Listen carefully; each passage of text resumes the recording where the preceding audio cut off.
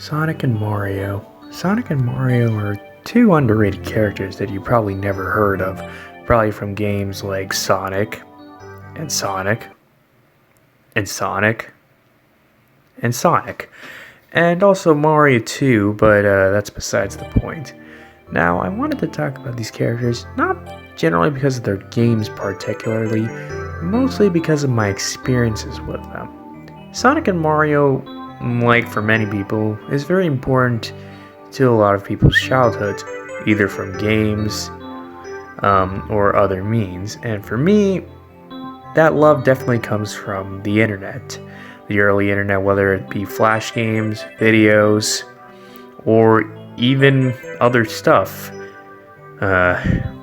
Whether it be something I wish I saw or not. It's something that really made up my childhood.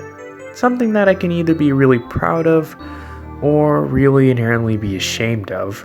But personally, no matter how or what I exactly looked at, I do feel thankful for what I saw, and honestly, it's something that I still really hold dear to my heart.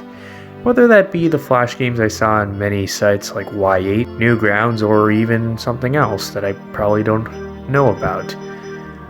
It's definitely something that really gets me to where I was, whether that be going through Windows CE, well, not going through it myself because I guess I was just too scared to do so. Instead, my bigger brother letting me look at whatever he was watching, and watching stuff like maybe Sonic RPG and Sonic Final Fantasy, especially with stuff like Sonic RPG, that was something I was really invested in.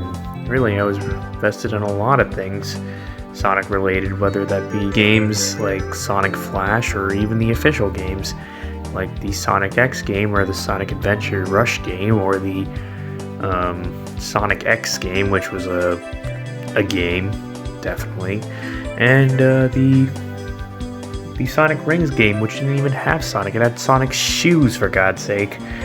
But those games meant something, especially some as qualities, like I mentioned, Sonic Flash, which was basically an entire Sonic game that you could basically speedrun, but inherently had a lot of the mechanics that you would see from a Sonic game. And the same thing goes with Mario, whether it be the Flash games, especially something like Mario Crossover, which was huge at the time, and Unfair Mario, which, was,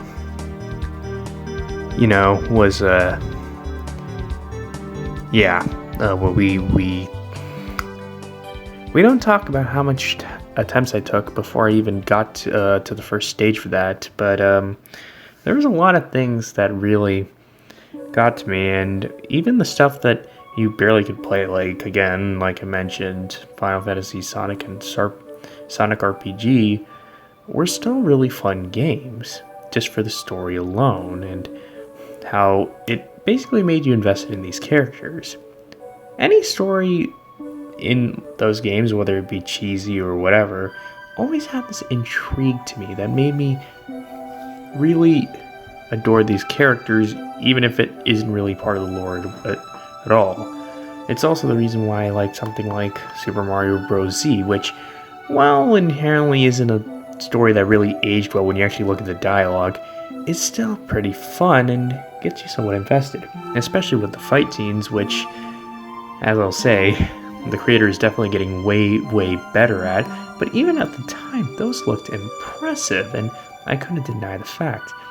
And speaking of which, when I got introduced to YouTube in 2008, since of my love for a lot of the Flash games and Flash movies, especially stuff like with Smash Taunts and the Nintendo series by Curvifer and the Sonic Short series, I wanted to watch more, and I did watch a lot of YouTubers, especially with SML, Rich Alvarez, which, we don't want to talk about now, but he made the Super Mario Brothers series, which I still feel very nostalgic for, and SMG4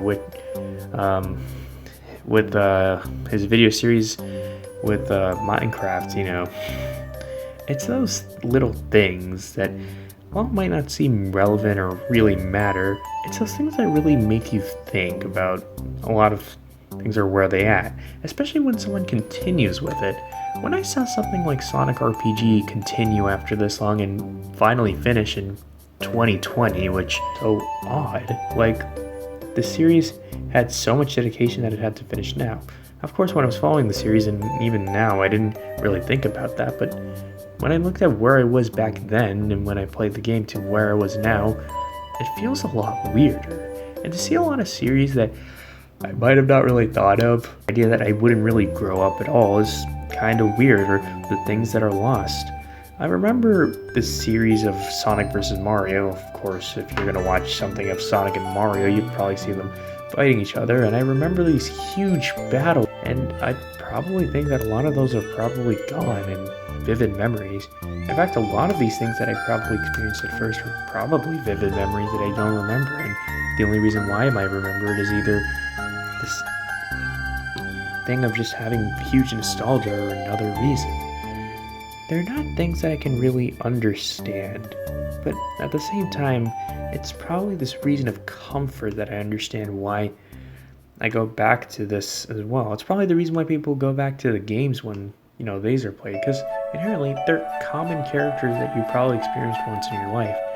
Whether it be anything else or any other medium that you might have experienced it doesn't inherently matter, because every medium, no matter, you would have some sort of interest to a character. Now, I could have actually said something underrated, like, oh, I actually remember playing the game with the kamikaze squirrel or something, and then said that thing made up my childhood, but inherently I'd be lying to you. Sometimes the most obvious characters are probably the characters you probably remember the most, whether you like it or not.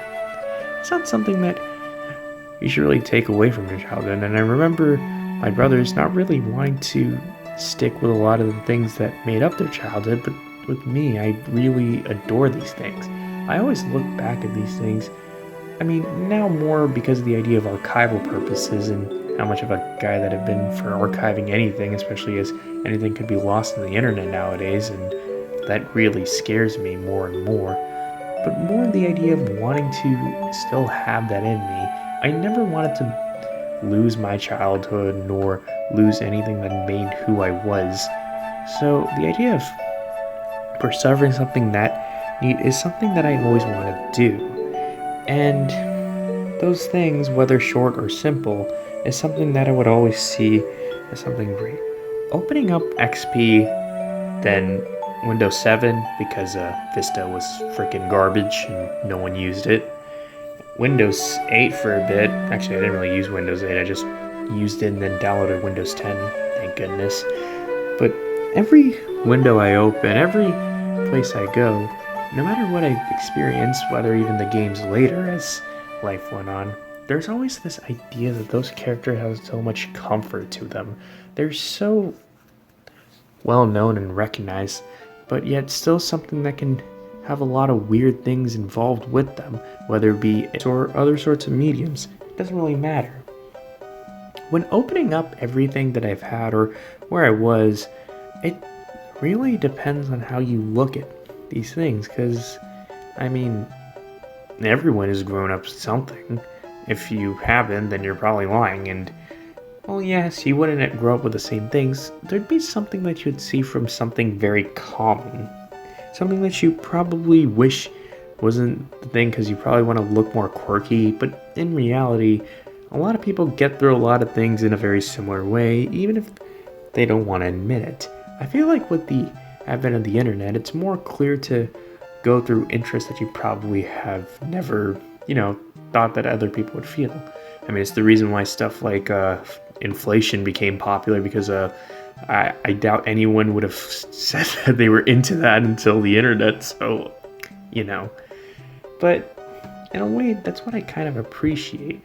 Some of these characters do different things to different people, whether it be weird or freaking degenerate, because inherently everyone uses the internet in weird ways, and I remember using the internet when I didn't even use the internet. I remember my brother using the internet for me or playing a game for me, because it was something that I always see, that I always wanted to experience, that I always wanted to really see myself in. And as I grow up, as I go through more struggles, and as I change, as I have different interests, those characters still hold a spot in my heart because I still like these characters from now. I don't look at this as a thing where it's like, oh, I used to like these characters, or I used to really think of these characters, because I don't want to look at anything that I used to like as nostalgic or something like that. I want it to still be me. I want it to be something that I can still somewhat represent. Not inherently in a way of a fan or anything, but the idea of who I am, and if I can keep that character of me, because I don't want to lose what made me.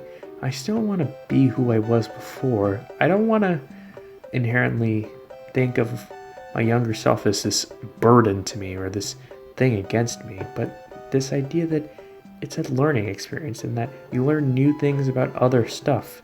You might hate certain things when you're growing up, like normal, but you also want to keep things that you clearly see as still something that you enjoy. And that's what I see with these two characters.